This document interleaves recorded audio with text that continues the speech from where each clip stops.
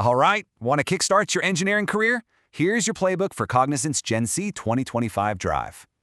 So just how big is Cognizant? We're talking Fortune 500 big, ranked 193 in fact.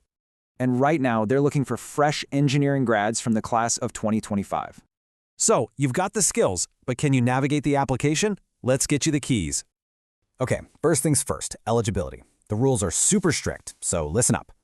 And get this, 60% means exactly 60. 59.9%? Nope, that won't cut it. All right, so if you've checked all those boxes, what's the actual job? Let's look. Basically, you're jumping right into the full software development lifecycle, from start to finish.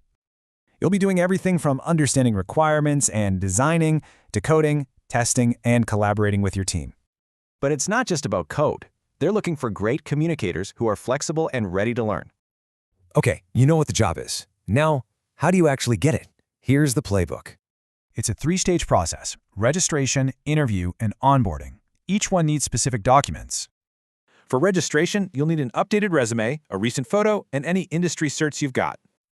Next up, for the interview, have all your mark sheets ready, plus your degree certificate and college ID.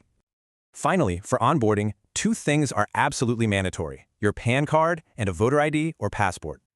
Now, speaking of documents, there is one detail that is an absolute deal breaker. You can't mess this up. I'm talking about your name. The name on your PAN card has to be an exact match to your application. Seriously, no nicknames, no initials. If it's Ravi Kumar on the PAN, don't write Ravi K.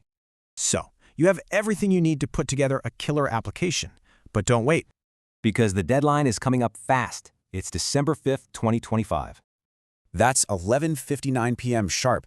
This is your chance to get in at a top-tier company. So there you have it. That's the playbook. Now, are you ready to unlock this thing?